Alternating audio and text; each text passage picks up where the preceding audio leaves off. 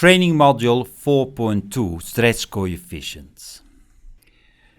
The learning objective of this training module is to understand the way the stress is simulated. To simulate stress, AquaCrop uses stress coefficients. They describe the effect of a particular stress on a particular process. Stresses can be water stress, temperature stress, fertility stress, and so on and so forth. As long as there is no stress, you are above an upper threshold, Ks is 1.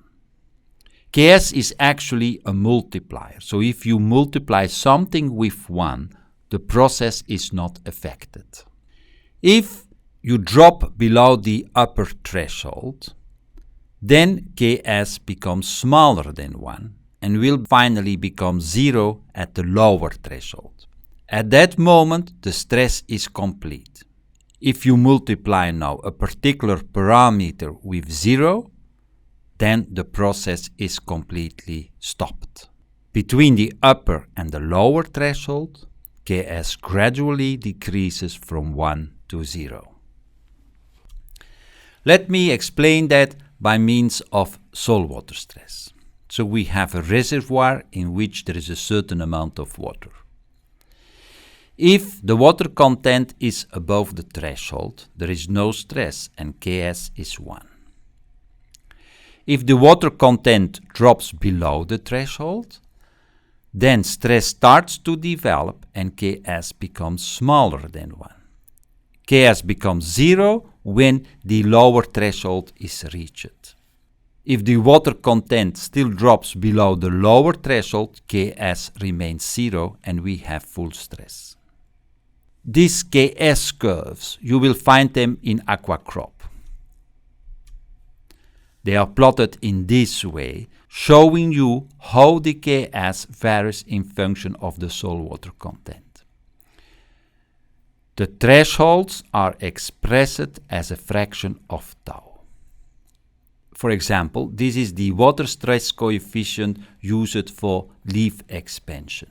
As long as I am above the upper threshold, Ks will not modify my target model parameter.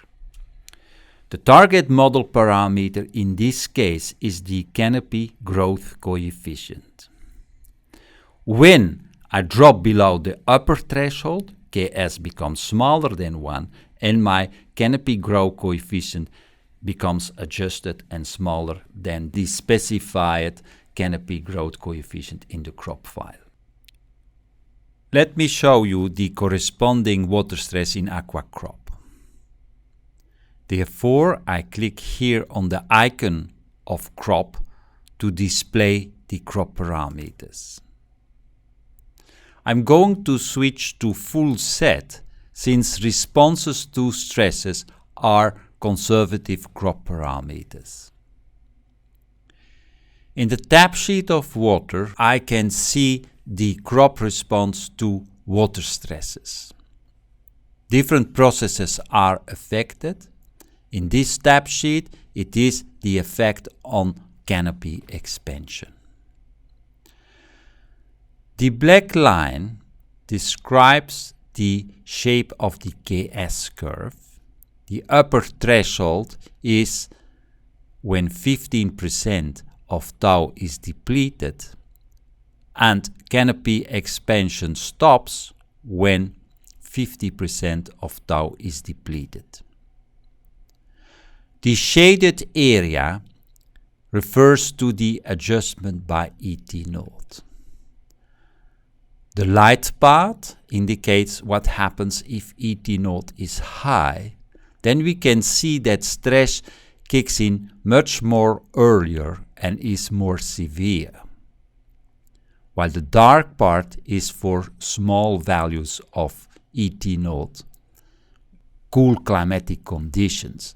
The stress kicks in later and more water can be depleted before full stress is reached. The same concept is used for temperature stress.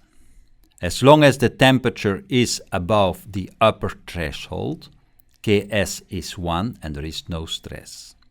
If the temperature drops below the upper threshold, Ks becomes smaller than 1 and finally 0 when I reach the lower thresholds. An example is the temperature stress for biomass production. When it gets too cold, then the biomass production is limited, and this is simulated by means of this Ks coefficient, which makes that the adjusted biomass water productivity is smaller than the crop parameter specified in the crop file. Another example is for soil salinity. Through irrigation or capillary rise, salts can move in the root zone. This will increase the electric conductivity of the saturation soil path. As long as the electric conductivity is below the upper threshold, Ks is 1. If too much salts move in the root zone, then the electric conductivity will increase and stress starts to develop, and finally Ks becomes 0 above a lower threshold of electric conductivity. Then we have full stress and the process is halted. Here you see an example of the effect of soil salinity on the growth of the canopy. This Ks coefficient also will alter the canopy growth coefficient.